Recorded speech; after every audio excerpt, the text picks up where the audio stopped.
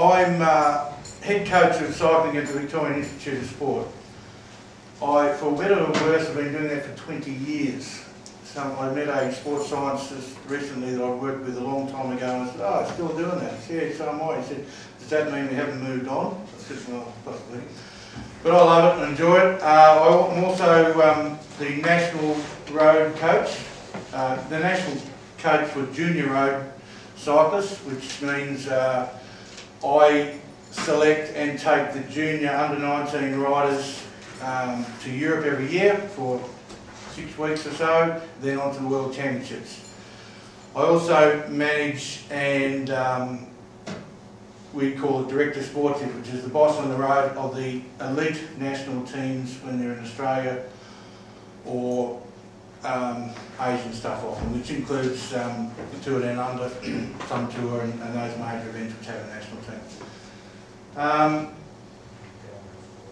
Cycling is a very broad term, and it combines quite a number of sports, including the sprint process and the endurance process. Almost different sports. They ride a bike, but sprint cyclists are virtually bodybuilders and weightlifters who ride a bike. You know, it's all about strength and power and size and speed, and the endurance side of it is it's very much endurance, power, weight, everything is important. Tonight I'm going to talk more about coaching than cycling. I'll relate it to cycling because that's what I know. But I've been asked to present about coaching. How do we get this all to happen? I was an athlete, obviously, back in the days of black and white, and as an athlete I was a national champion in Australia through junior level, senior elite level. I was a national British champion. I lived in Europe for about 4 or 5 years. My specialties were track endurance, sort of a road sprinter. Could never get up a mountain, don't know why, but coming back to that power weight thing, I think. I obviously wasn't this shape then, but that's the way it was. There were no coaches in those days. When I say there were no coaches, there was not a lot of coaching. There were coaches assigned to certain events, but we didn't have ongoing management and you know, programs to get us through our lives. We learned what we learned. We learned from older athletes. We learned from trying to educate ourselves. A lot of that was possibly not the best way to do things, but a lot of the old school stuff we did then was not far from where we go today. Although some of the things we did then, if I was asked to do with my athletes today, I would be charged by cruelty to children, I think. Some of the things we got up to, pushing ourselves over the edge. Okay, as a coach, how did I get into coaching? I got into coaching actually when I was still a rider, racing in Europe. I sort of hooked up with a guy who was looking for some assistance. I lived with him, raced with him, went to the events, looked after him in a manner of helping him out. He won 2 world sprint championships, a guy named John Nicholson, Olympic silver medalist. I sort of got the feeling then that this was a direction I might like to go into. Managing athletes, preparing, analysing the sport, looking how we get through this, and that gave me certainly the opinion that you can beat the rest of the world. You can take on the world. This is a guy that lived in the suburbs of Melbourne. We took on the world and won world championships. This is back in the 70s when that was almost unheard of. How does this happen? But it opened my mind to think, well, you can take on the world. Why can't you? We're just normal people. We're racing against normal people instead of having the idea these world and Olympic champions are superhuman. They're not superhuman. They're people who try very hard and commit to what they're doing. And if you do that and your athletes do that, you can achieve the same thing. But I'll get to how we do that and whether you really want to do that further down the line. I started actual coaching as an amateur coach, just coaching kids when I had a bike shop. After work, a bunch of kids turn up, let's go for a ride, and then I started to apply some principles, made basically just hard work consistently, and I came up with several national junior champions out of that lot. I thought, well, this can't be that hard. Then early 90s, when the Institutes of Sport were established, the State Institutes of Sport were established, I was offered an assistant coach's job, and only because, I don't know how, why, because I've been doing some good coaching around the place, which I'll get to talk about coaching pathways and how does one become a professional coach, and I'll get to that a little bit later. For whatever else happened through the Victorian Institute of Sport, I ended up, in my opinion, only because I happened to be there and maybe they couldn't afford anyone decent, I was offered the head coach's job some 20 years ago, and I was living in the country at the time, and I said, well, I'll try this for maybe 2 years and see how it goes. 20 years later, I'm still there.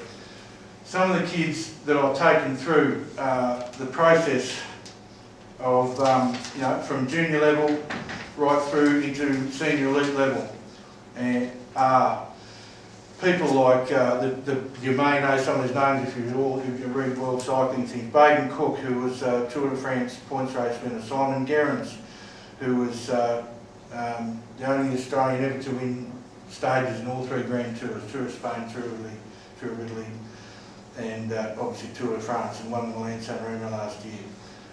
People like Matty Lloyd, who was mountains competition winner, Tour of Italy. Simon Clark, mountains winner, competition, Tour of Spain. Brett Lancaster, who was world junior champ, world senior champ, world record holder, Olympic gold medalist, and a stage winner and leader of the Tour of Italy. Anna Wilson, world #1 ranked women's road cyclist. Katie McTeer, world champion on the track. Michelle Ferris, Olympic silver medalist. Shane Perkins, Olympic bronze medalist, and possibly around 30 junior world champions in the last 20 years. So we know a bit about this business, particularly putting juniors at the top. And another one that I had a lot to do with through his younger years and still have a lot to do today, the bloke who won the Tour de France 2 years ago. And it's things like that that make you, realise, well, maybe it's not that hard. That was an aim many, many years ago. Will an Australian ever win the Tour de France? Is it possible? Can it be done? And I'm glad it happened in my lifetime. Okay.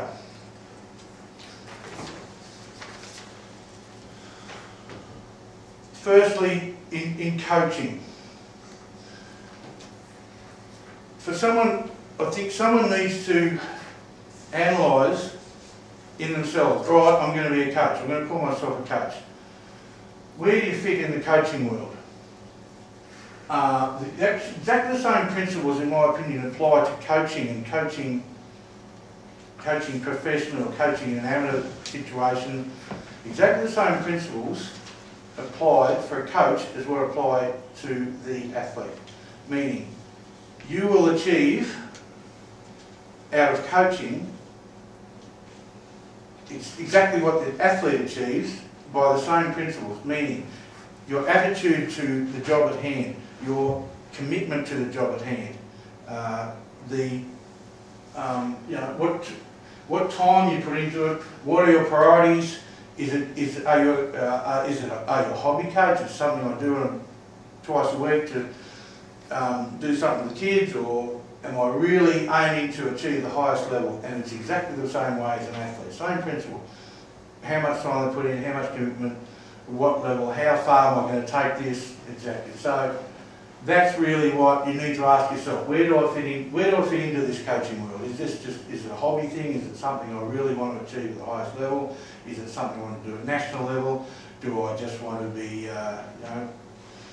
king of the kids in the local area, and am I just trying to be a coach of a local footy club and get the kids off the streets and into a social thing and have a bit of fun? All these people have a place in our sporting world, and none of them is the wrong thing to do.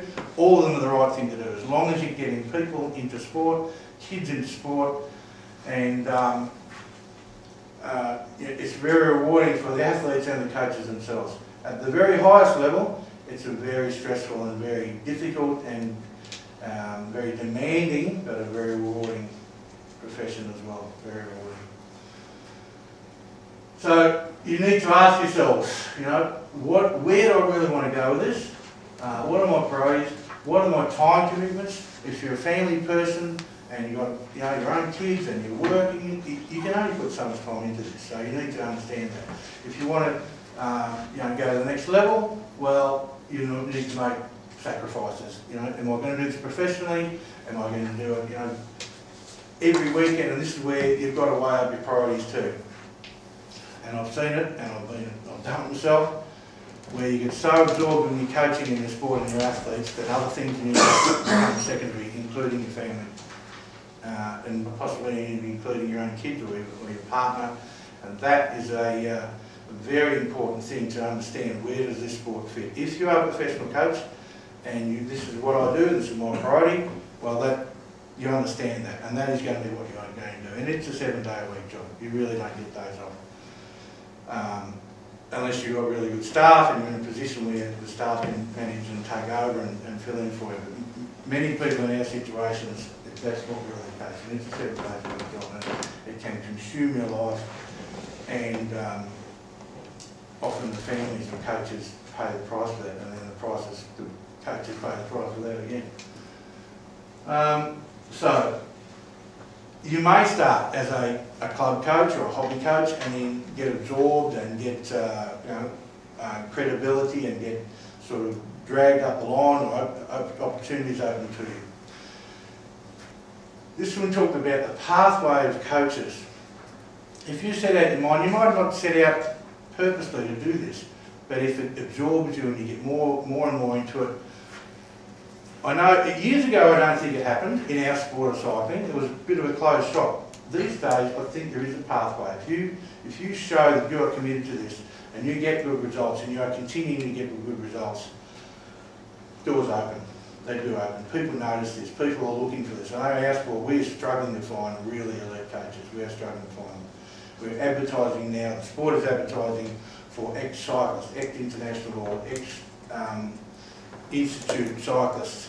Are you interested in coaching? Because it is a very demanding position. It's very demanding. And people might say, yeah, I'll be a coach, and they like to, a bit of a hobby coach on weekends and turn up to some events, but are they prepared to put all the work and be on call, 7 days a week, which is where it's at. So that's where you need to look. Where we're going to go with this.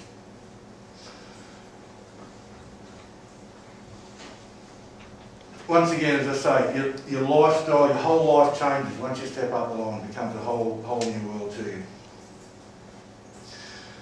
There might be different motivations for becoming a coach. There might be motivations where you might just have an individual that you want to achieve something with. It might be a family member. It might be something, I know we can achieve this. There might be something where I believe we can achieve something. I had an athlete where he'd been through a process of a high level, was floundering a bit. We made a target that he came up with. There's a certain event, it's a classic Australian event, that the only thing he was targeted, didn't necessarily want to go to the Olympic Games, but he wanted to win this event because his old dad had won it 30 years before. And that was the motivation for the coach and the athlete. Let's work at something. It wasn't the Olympic Games, it was something else. And to work for that and to achieve that and win that event was something very special. So the coaches, the things you need to look at that are limitations to a coach, what he can achieve and how much we can do. Firstly, the time. Are you a family person? Are you working full time? How much time can you put into this process? And then you need to be very time efficient and work out about it. Your budgets. If you're a team coach, or if you're working for a whatever your situation is, coaching and sport costs money. Our sport costs a lot of money. We have a lot of travelling, a lot of equipment, all sorts of involvement. The teams running around Australia, just riding a National Road Series events, you could not put a team in realistically for under about $150,000 a year. And these are just little teams that are running around doing the event. So that's a real, it is a restriction, but if it's something that you want to do, and this is what comes back to the other side of coaching. In our sport, coach needs to be a personal trainer with physiological knowledge. You need to be a mentor, personal mentor, a psychologist, a cook, in our world a mechanic, a driver, a travel agent. You need to have understanding of booking and travelling and motels and transport and airports and planes and all sorts of things, and that's all part of what you need to do. Unless you've got some other stuff to do this, most coaches don't, they have to do it all themselves. And logistical management is very, very important. If you're not organised and you've got a bunch of people and they're all staring at you, when it all falls apart, you look like a goose and you feel like a goose. So that is all part of what you need to do. I travel the world with these kids who, most of them never been away from mum, and that's challenging, I can tell you. When you're on the other side of the world and one of them crashes in an event and gets hooked when you're still in the event, and you get to the end of the event and this 17-year-old child has disappeared, and where did he go? We're in an ambulance somewhere. Where did he go to? Oh, I don't really know. Okay. Process, where do we find this child? You know, you're in an eastern bloc country, and that's a challenge. You've got to keep your wits about you and to track these people down and find someone who speaks the language and get on to whatever. Happens nearly every year, happening in this year. I went to the hospital that they took the person from the previous year, same event. That was in France, this was in Germany. No, that's over there. It took about 4 hours, we found him. But it's challenges. It's not just sporting business. It's a real challenge. You've got to think on your feet, live on your feet to get through this. You really do. Education. There's limitless ways of educating themselves. There are courses. You people wouldn't be here if you weren't trying to educate yourselves. There's so much on the internet. Most of it's fairly good, some of it's opinions and waffle, but there is so much knowledge around these days. The ability to find knowledge is not a difficult thing. There's great publications, there's books. A lot of the magazines are a trap. It's mostly things in magazines about marketing. Supplements, etc. Don't get too carried away with supplements, I'll be very honest with you. The presentation I was giving you before, that's it. Get it out of your food. Don't get carried away with supplementation, especially with kids. Kids like to look for the answer. Which product do we need? Which gel do we need? Which bottle of whatever? That's the 1% that you might have, but if you have that, you've only got 1%. You need the other 99% before you get to that. It's a big problem, and I say to the guys, when we're riding the Tour de France, then we'll look for all these little things. When we're doing what we're doing, we just do it, and we don't introduce products because you get a mental thing about that's that product that I need. If I don't have that product, I'm not going to achieve what I'm going to achieve. So that's that's a sideline, but it's all about educating yourself of what's real, what's false, what you need to know, what's rubbish, education. You need to educate yourself, you need to keep looking. I educate myself as much from the international athletes and what's going on at the next level. These people start off as your junior athletes to run through, eventually they end up senior athletes. You are, when you're working with junior athletes, you are the teacher, you are the mentor. When they become senior international athletes, you become a consultant and also a mentor, an assistant in the end. Sometimes they've got more specific knowledge than you have, and you get it back from them, and that goes back through the kids. So you never stop learning, never close the doors, never live on old wives' tales. Our school's full of old wives' tales, and it still is in many countries, in Belgium, Italy, certainly the Eastern Bloc countries. They're looking to Australia for what we're doing, because we've now stepped up. We are leading the world. Australia, Great Britain, English-speaking countries, which never existed. When I was racing there in the 70s, we didn't know where Australia was. Some French did because we had it in Belgium, because the Australians had some involvement there during the wars, but most other countries didn't know Australia existed. Now we do. Now we're leading the way. Opportunities as a coach. You'll make your own opportunities, in my opinion, by working very hard and very smart and being very diligent in what you do. People will notice. If you are delivering in your work with your athletes, it will be noticed. Certainly in the Olympic sports, I believe, certainly in the funded sports where people are looking for good people. I don't think age is a limit. Young people can step into this and really, if they work hard and they're legitimate and they have integrity and delivering a product, they will get opportunities. So that answers itself in the politics of this world. There is certainly politics in sport, there's politics in coaching. Sometimes it can work with you, sometimes it can work against you. I've had various things over the years, and it's a dynamic. The political world in sport is dynamic and it keeps moving.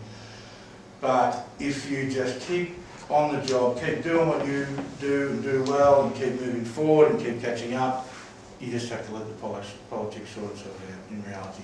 But you do it well, doors will open for you. Okay, as I was saying before, certain coaching can you can have certain various motives and various reasons why you coach. Athletes' motivations can shift, and as a coach, you need to find those motivations, where they're going with it. Why are they floundering if they're floundering? What is a new motivation to keep them going? As I was saying before, there's an athlete recently been through the, I'll get to juniors a little bit later, been through the whole junior system, got to the top of the world in that system, floundering a bit, then you find another motivation for them. That's a coach's skill or art, if want of a better word, is to find motivation for individuals and teams. And motivation is everything. If the athlete doesn't have the motivation, they can have all the natural ability in the world, but it's not going to go anywhere. So you need to find new motivations. An athlete recently, same thing, been through all the World Championship stuff, floundering, targeted, how do we go with this athlete? We do it a lot. This is just one I picked out. We often do it with people. Find an event that's different from what you've been training for before, or different from where you were going before. Give them that motivation, so that's what they're thinking about, and the rest comes with it. This athlete, we just pulled it out of the air, targeted an event that it was special to him because it was a family thing. His dad had won it 30 years before, prepared for it, targeted that event, and to win that event for him was as special as World Championship medals and anything else. And to win it for the coach was very special when that was his son. So there's motivations for coaches, there's motivations for the athletes, and sometimes they need to change it. Not always the same thing. It's not always the same events, not always about championships, and you can move things around. In team sports, it's a different package, but it's the same thing. It might be against one particular team. We're going to target that one team. We have to beat them because they flogged us last year, we're going to give it to them this year, or whatever. And to keep week to week to week, it's a different thing. To regenerate motivations is the art of coaching. Why are we doing this? Same old thing, same old thing. So, from that basic level of something personal for an individual to the very peak of World Championship level, where you get a bunch of kids you take from junior level right through state level, country kids through state championships, national championships, junior world championships, and then on to senior world championships. And this group, I took every one of those guys to junior world championships, 2 of the Victorian kids.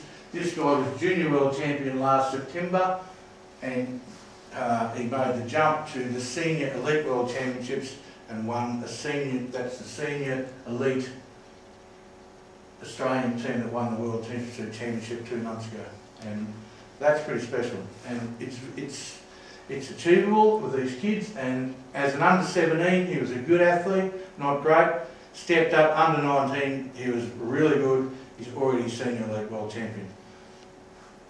Just worked hard at it. It's his focus. We had a bunch of 4 kids, and he was about the 3rd ranked achiever out of those 4 kids in under 17s. We knew this group would take them through. 3 of them became world champions. Junior, he's become world champion senior already. Just motivation, wants to do it, nothing else in his life. We actually made him finish his school, which is another thing I'll talk about.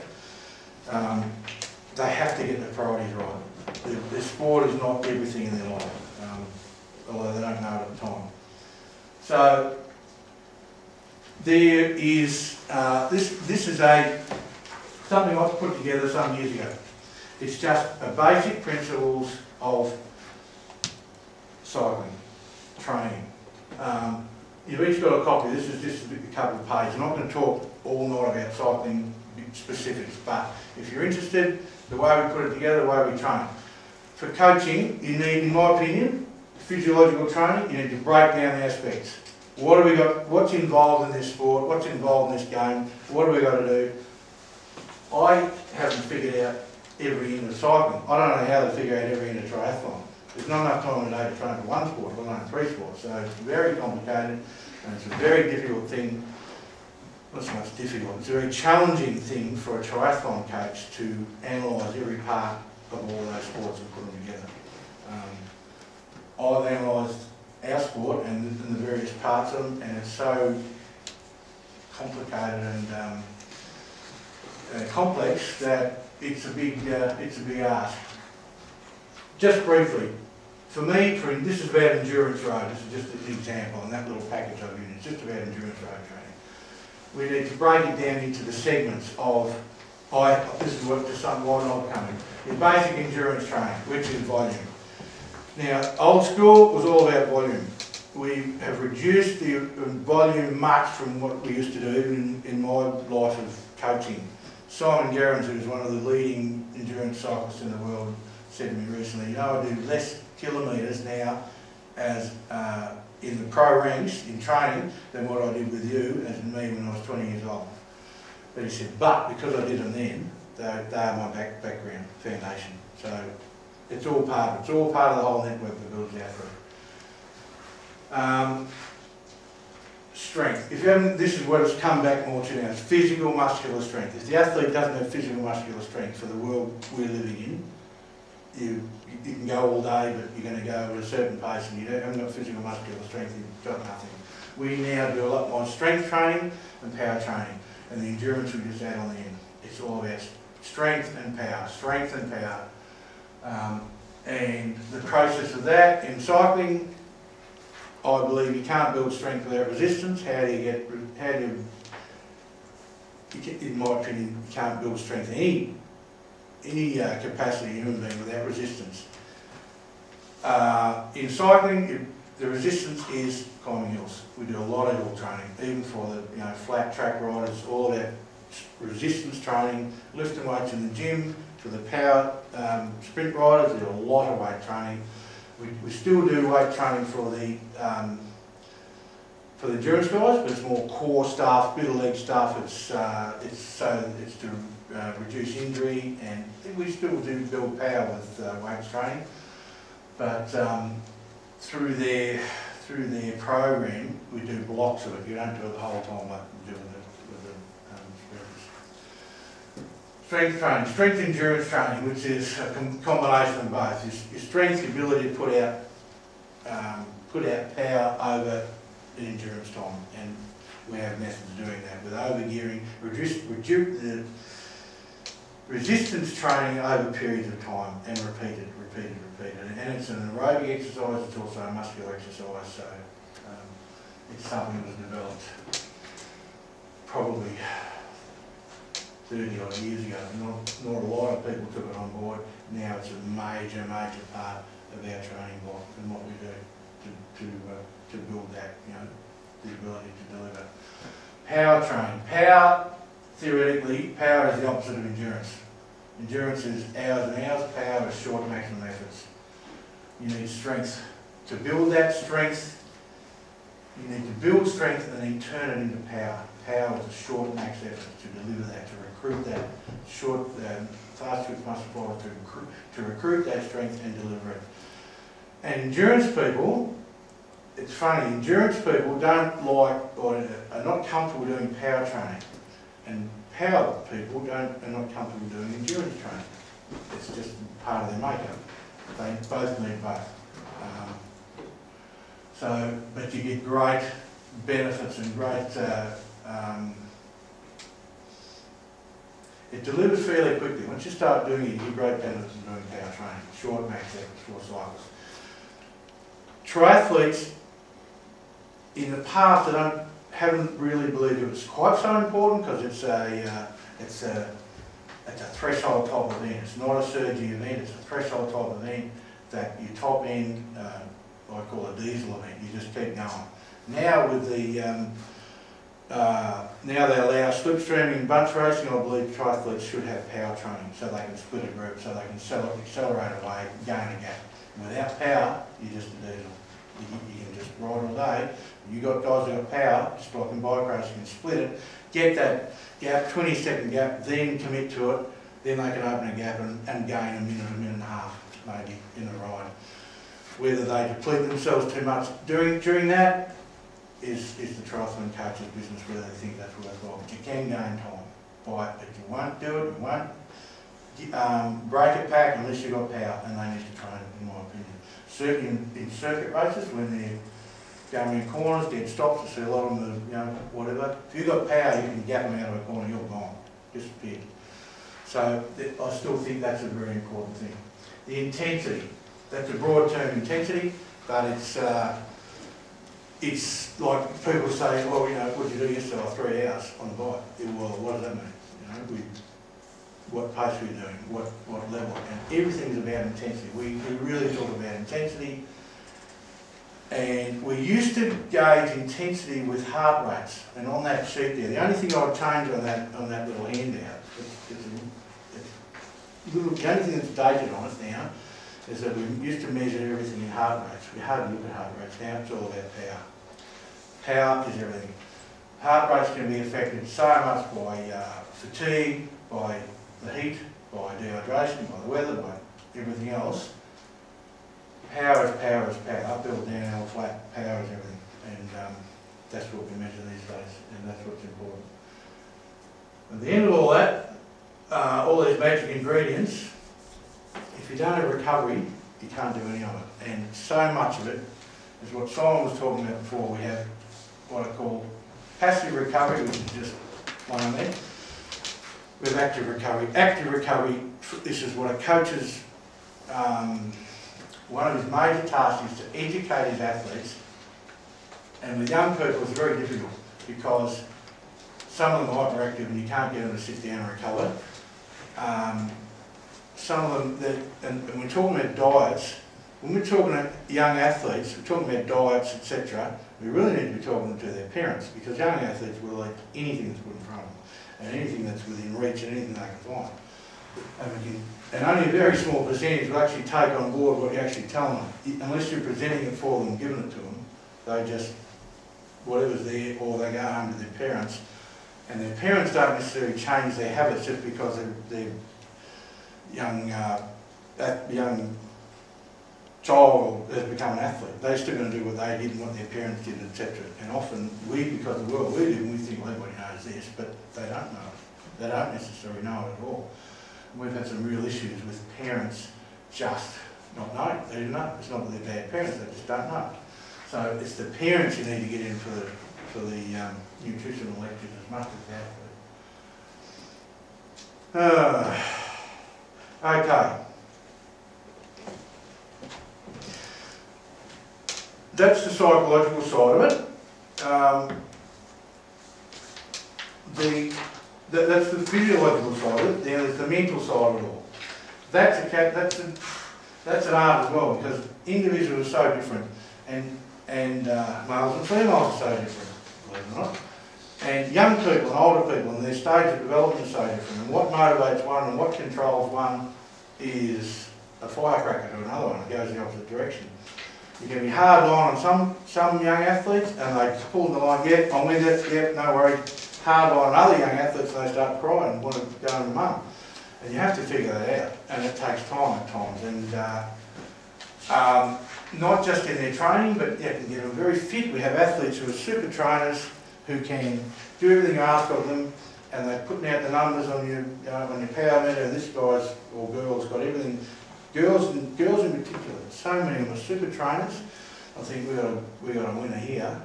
Put them in a race, and they're pussycats. You know, you think, what's going on here? How do we get them to motivate to? And honestly, it's so much of that. In my opinion, I don't know. It's doesn't got an answer for me on all these, but it's a sociological thing as much as a sporting thing. You know, their motivations is very different for the girls. I think I don't know how it works, but that's the key to getting these. But the really committed girls are sometimes overcommitted, and they drive themselves to the ground and overdo it. And I can think of individuals. They're hard, tough people, and they overdo it instead of getting to that certain point and get enough recovery. They overdo everything. They try and strip body fat to the point of ridiculous, and they're just too extreme. More than the guys. Most of the guys, yeah, should be right, whatever, you know. But a lot of the girls just go way overboard. They're doing the right thing, but they're doing too much of it. So that is the ability to keep an eye on things, and you've got to be very careful with you.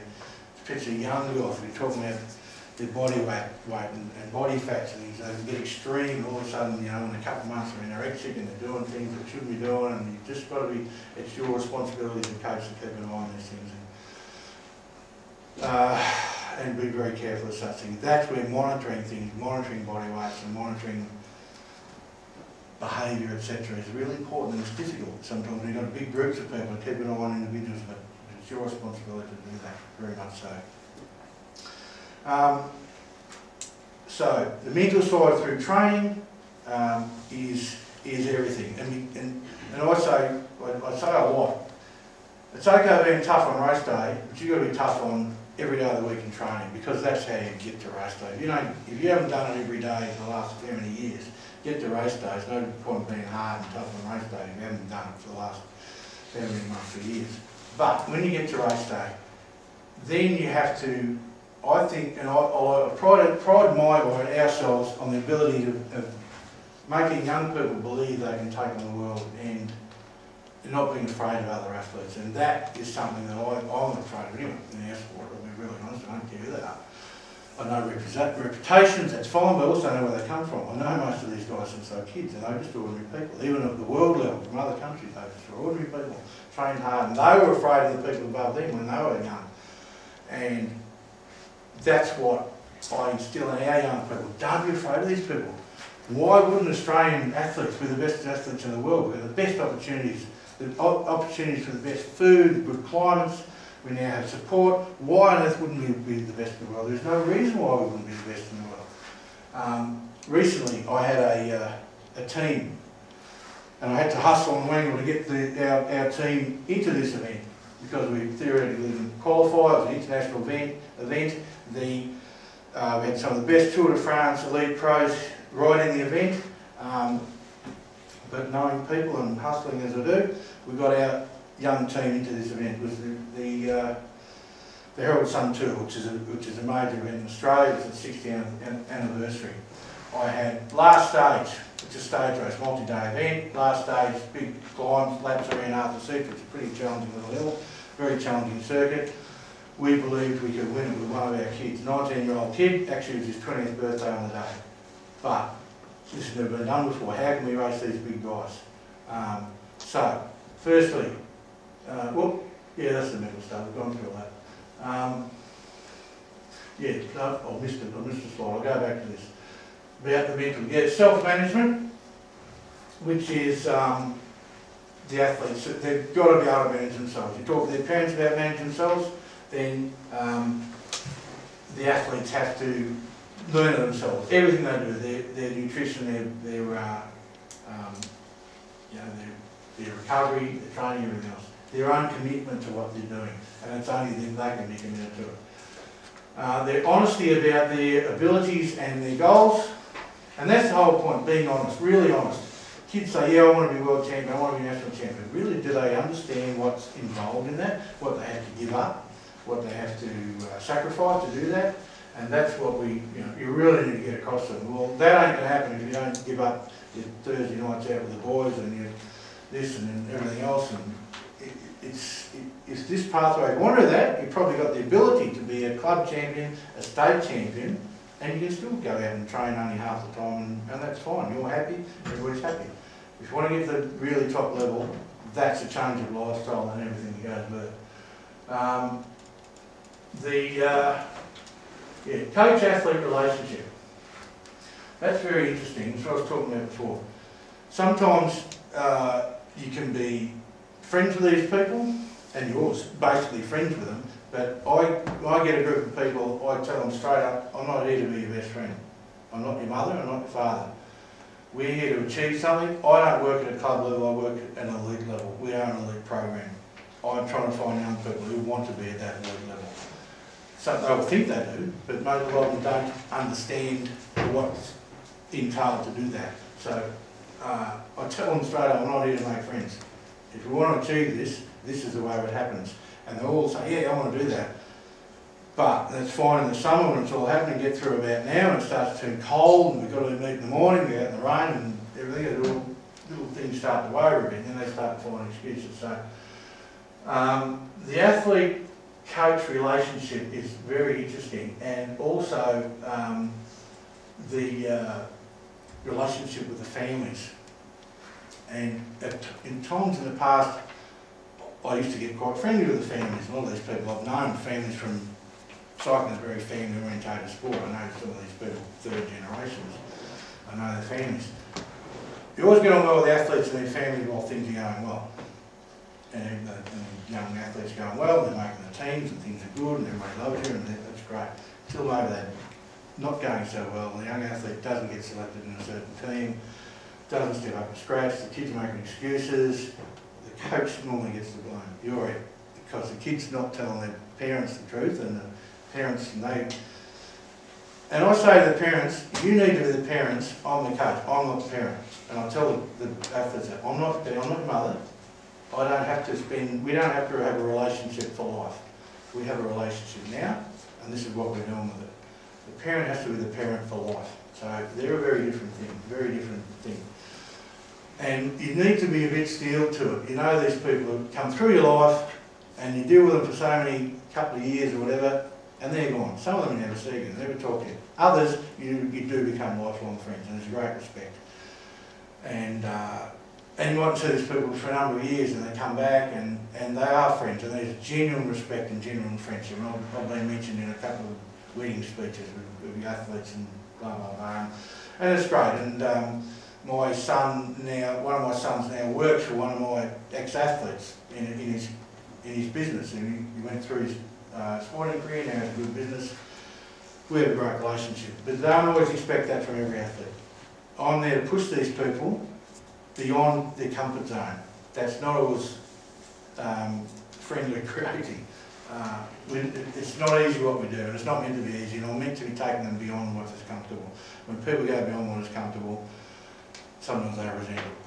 And not everyone makes it. Some make it, some want to do it, that's what they want to do, others don't. They think they do until you get them to that point, and then it all starts to fall apart and you're the one that blames. But you have to have integrity in what you do and believe in what you do. And that's fine along with young people, how far you push them. But from many years of experience, I know what they should be able to do, I know what they're capable of doing. It's far beyond what they think they're capable of doing generally. As I said before, as you go through their age levels, when they're young, you're the teacher, you're everything, you run their lives. As they get a bit older, it often comes an equal point. You're learning from them, and they're learning from you. You're enabling, you're creating an environment for them to succeed. And that's what the coach does. They create an environment for the young people to succeed. It's up to them to do it. You can't do it for them. Yeah, so that's all sort of entailed in that little package there. Anyway, as I was talking about before, there's something to it. This is just an example. This is a group, we could have digitally enhanced that photo, we had a group of young people, these are kids taking on the best in the world. And we just had to make them believe. Forget the names, forget the reputations. We've got, you know, guys who won Pararabay, guys who won Milan San Remo, Tour de France stage winners in this race, and we're going to take them on. This is only in January this year. And we had to just hustle and tell lies to get them in the race, but we did. So we, I tell lies anymore. Being to the truth, so you get your team to believe it. Then you pull your one man aside. You've got to do this. You've got to believe you can do this. But you have to. Oh, I'm terrified. How can I do this? How can I do it, matey? You've got to have the ability to trust your team. Your team will put you there. They will control the race. They'll put you there. It's up to you to get up the hill. Simple as that. But I'll do but whatever. Winners and grinners. We took them on. We beat them. Youngest winner ever in the 60 years of the race. But you've got to believe it. And winners over winners. It was a beautiful moment. But it was the head. I knew it was good enough. It had to convince him he could do this. Had to convince the team. And the team were very happy. And that's what it's about. And that's another reason why we do this business. But that was a mind game. It was all mental. They were strong, they were fit. We'd done a big program through December, January, mainly targeting the national championships. But this came the week before. So it's a training race. I didn't actually think we could win it. But after a couple of days, we could actually win this race. Actually, I was running the national team in this race, which had the Tour de France people and the Pararabay winners in it. I ended up, these are my people, so these are my children. So I was running two teams actually. So he tells fibs. He does not do deals. Hey, it's been going a long time. So that's an example of mind over whatever. Believe it. Don't be afraid of anything in your squads. Don't be afraid of reputations. Don't be afraid of what so-and-so's done before. It doesn't happen overnight. You've got to like the shampoo. It won't happen. I'm not big on shampoo. It doesn't happen overnight, but it will happen. If you believe it, you can make it happen. Just got to believe it. You can make it happen. Look at every avenue and make it happen. Don't be afraid of the big guys, because your kids can step up and take them on.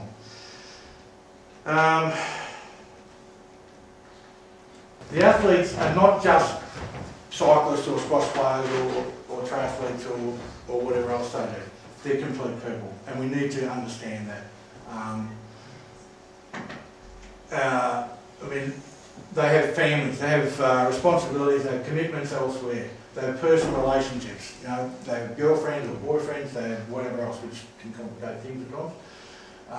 They have their own peers. Why are they in the sport? Is it a social thing, which sometimes it is? They've got their school, or their jobs, or apprenticeships, or whatever they're doing. And that has to be figured. When I'm doing a training program, I tell them, tell me what your commitments are. What are your school hours? What are your, what are your commitments? What are you going to do? What is everything you know first that is absolute? We can't do without. When's your brother's 21st? When's this and that? What you got to go to? What do you got to do? All these little things. When are your school holidays? All right, that's that, and then we'll work around that. And you need to know that, because you can't just come up with a program and say, oh, but I had this and I had that. You need to know their commitments before you start with yours. And you can work that. It's not a big deal. You don't have to drive young people into the ground. It's just, and the recovery is very important. Senior athletes can do a lot more work than junior athletes, but the junior athletes can certainly do it. They just need more recovery. If they're not recovering, they're going to break down. Fact of life. And I say it all the time. I know when you're working them, I'm thinking they can handle this workload, but I don't know what they're doing at home. They're up playing around on bloody computers, and I do most of my computer work at 11 o'clock to 1 o'clock in the morning. Sometimes I see them on Facebook. I say, go to bed, sonny. What? Cut you off. They know get cut off there. I very rarely speak because they know you're watching them. Not sleeping. I know what training to do. I know what they've got to do tomorrow. If they're not recovering, they're going to break down. It's a fact. It's not a maybe. They're going to get sick. Fact of life. And that's the thing. You can't get through them until it happens. And they say, oh, I got a cold. Yeah, why have you got a cold? Because last week, this week, the last 3 weeks you've been doing this, you haven't been whatever. And they don't understand it very often, but that's the whole point. something we got to deal with now is they are kids. Well, I'm talking about kids now. We deal with elite athletes, but a lot of us work with kids. When I say kids, anybody under 20 is a kid to me. 30 is a kid to me, really. And they are young people, and they have to do the same things other young people do. Often they're the best of our society in young people, and in my opinion, they're fantastic young kids. I'm not being derogatory to them. But we have issues then with age-appropriate behaviour, like the bullying, the social media issues, the Facebook dramas, everything else, which is a real issue, and it's a problem, and it affects the teams and affects the individuals, and some of them can lose great opportunities by going down the wrong path, and you really need to speak to them about it. Not after it's happened, before it, and they still do it anyway, then after it, then before it, then after it, and during it. But it's something that the sports coach shouldn't have to do it, but it's part of your life and you have to do it. You have to keep them in line and you have to talk to them about it, because some of these kids are going on to the next level and the next level, and the national teams and Olympic teams, and if they don't get it now, they ain't going to get it then, and some of them still don't get it, and it frustrates me, but it's a big part of what a coach has to do. And these people are young people, they do everything other young people do, including, you know, going out and playing up and they shouldn't, whatever. Most of them don't as much as some others do, and they are good kids, but you have to be very aware of it. And when you're trying to push them to that limit, which we do, we're an elite program, we're not a country social club, we're an elite program. We do push them to the limit. If they're not doing all those other recovery things and eating properly and resting properly, they will break down. And then it's, oh, the coach pushed me too hard and everything else. But if I know what you're doing, we'll make allowances for that. Okay. Retention. Anyone's got an answer for this? I'm all ears. Retention means going from junior champions to elite champions. We can turn out junior world champions like sausages, and that's not an easy thing to do, but we have a formula. Now, all the other countries are trying to do it too. It's not as if it's not easy. The Germans and the French and the Italians, and they all have to have their junior world champions. We have a formula. We do put a lot of work into them. This is something I should have said way before. My method of coaching is hands-on. Is there any secret? And it's not a secret, it's just the way it is. I'm not overly technical, I'm hands-on. I'm there day after day, hour after hour, making it happen.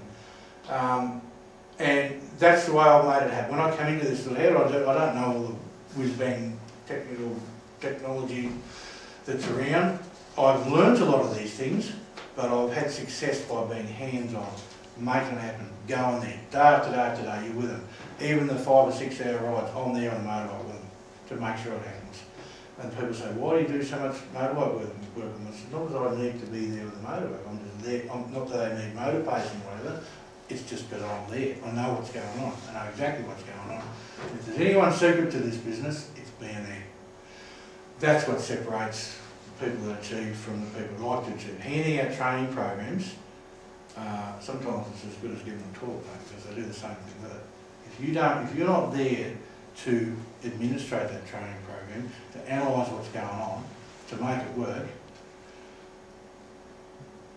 it's a total waste of time, but you're only going to get a certain benefit out of it. You've got to be there hands-on.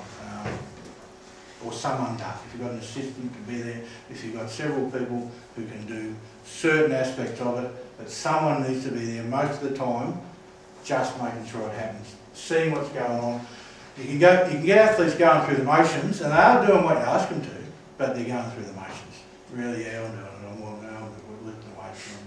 But are they doing it probably right on the bike? But what intensity are they doing? Now we have our power meters, we can tell exactly what's going on. We know what power they're doing, we know what speed they're doing, and they don't like it. Oh, the battery went flat. Oh, the computer wouldn't work. I couldn't send you the data yet. I'll take that excuse once, after a while, you know. So, the next level, taking junior champions to senior champions. In the 20 years I've been doing this, and I'm not being derogatory to females, I'm just stating facts here, we've had 3 athletes go from being junior, world-class junior, to achieving something at world level in like Olympics or world championships as a senior athlete. I was for many years very concerned that something we were doing wrong, so I investigated other sports in other states and other countries, and it's pretty similar. Things change sociologically, socially. Why, then you've got to go to the whole motivation of why these people are doing the sport when they're young. It's a family thing, it's a family tradition, their friends are doing it. It's just something that's cool, got inspired to do it, but it totally encompasses their life through those years, and then they're over it. So many are over it. And that is the fine line.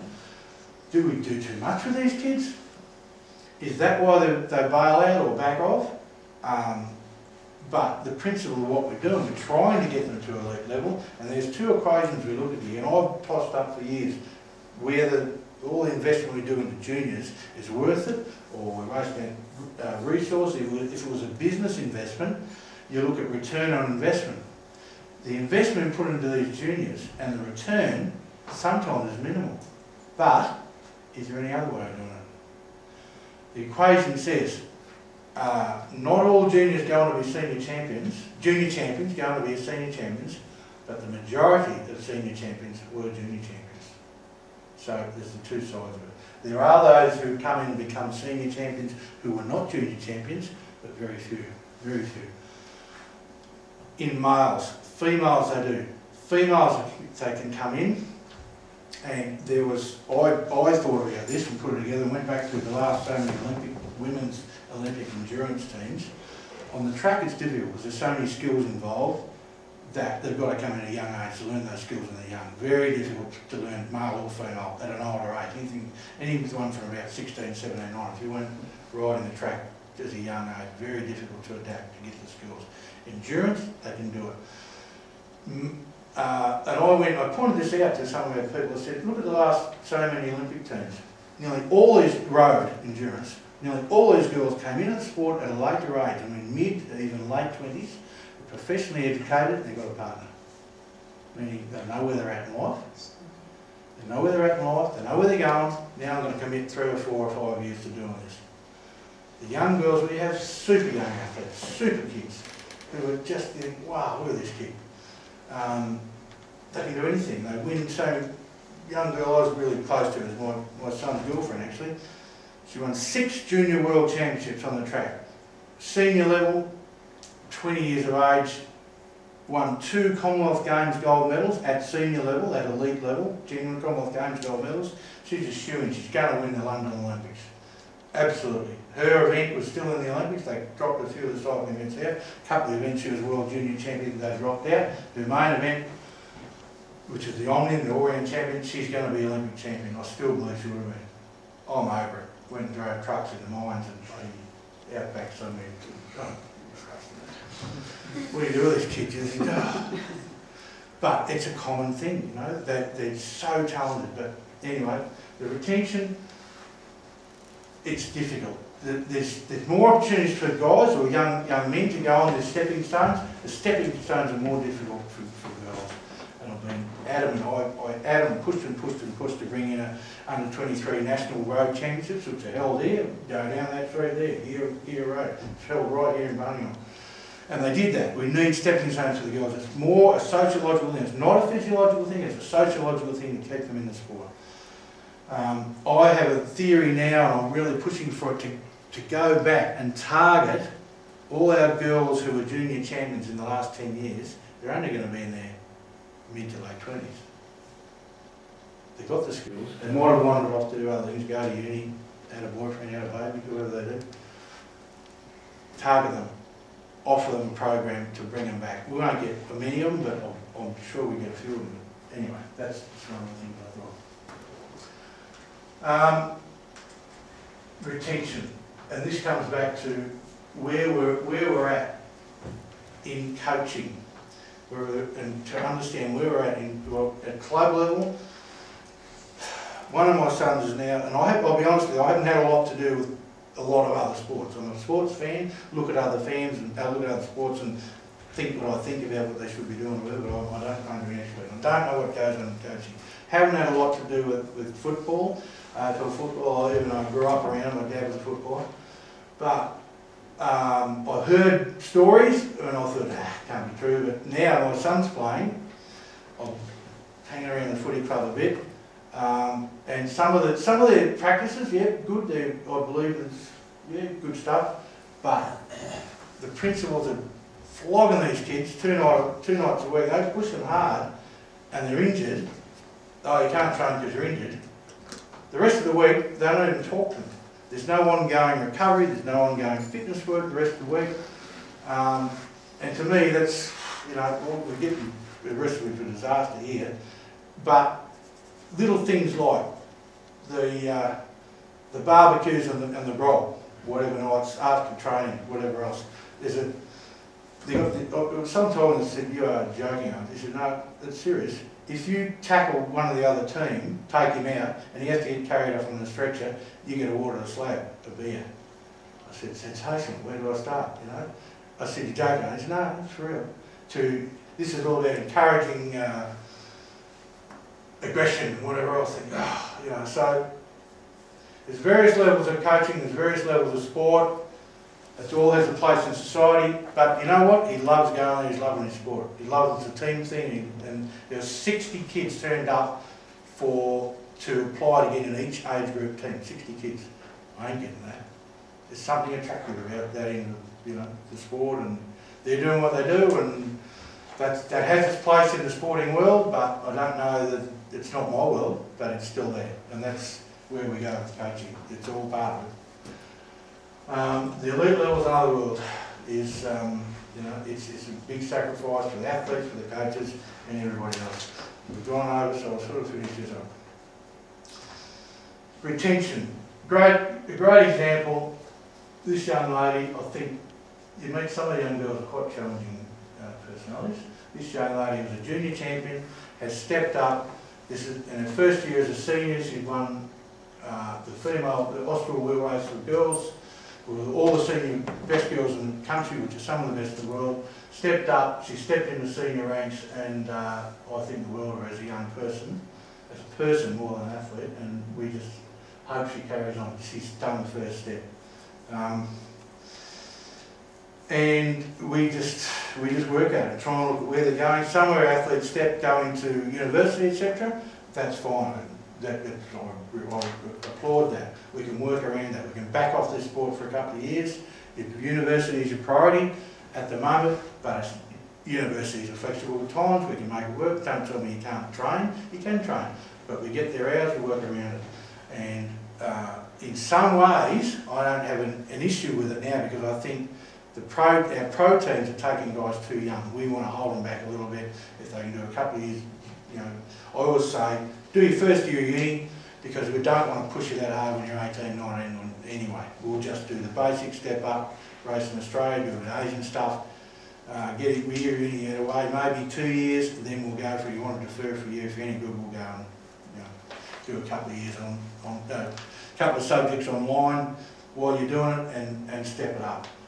And it can be done, and you can manage all that. You can't say, I can't do it because I'm doing that. You can do it. Manage it. We can do it. It's doable. Okay. Why do coaches do this? What do we do? What are the rewards in this case? Why do we do this business? And when your kids wins the World Road Championship in Geelong in front of all your family and mates, that's why you do it. You can't buy those moments. They're sensational. And I wouldn't be a CEO of a multi-million-dollar company and have the yacht and the you know, everything else going with it. They can't buy the moments like that when you spend years with young men or young people and they achieve the highest level. It's priceless. Kids who doubt themselves, and you take them from a young age and are really not don't have a lot of self-esteem, and you take them through, and they work very hard. They're not natural great athletes. You have to work very hard on what they do, and then they get there and they win a major event, far above what they believe they could do. And they then all of a sudden believe themselves. This young fella was not born to be a sprinter, I can tell you. He's a skinny young fella. I'm handing out his race kit. You're a sprinter, you should be large or extra large. What size are you? Oh, extra small, this is small, that. Go and grow, son. He holds the Australian under-19 200 metre record in a time that would have won him the Athens Olympics. I mean, the sprinters, the seniors now going quicker now, but that's the level where he is at, and he just is self-created. That's why a coach does what he does, to get the thrill of doing those sorts of things. It's sensational. Same with your kids. You work for years. You get a young bloke that I first met was about 12. Same kid that won the Sun Tour before. This is when he was a junior. And you 4 or 5 hours sitting on a mountain in the cold in the Australian Mountain Championship, mountain climbing championship, top of Mount Buffalo. The surviving group gets to the top of the hill and your kids run first and second. That's why you coach. You love it. I'm a winner. I'm not about socialising and getting kids off the streets. I like to win. Sorry, that's the way it is. Same kid that was the I showed you before, the track sprinter, holds the Australian 200 metre record. Finished sprinting 2 years ago. I'm over it. I want to be an endurance rider. It is not impossible. It's very, very difficult. It's like taking a 100 metre sprinter and trying to win a marathon within 2 years. Very difficult. If that was the task, I said it's possible, but it's going to take a lot of work. And we changed the training. We're going nowhere. We're getting somewhere.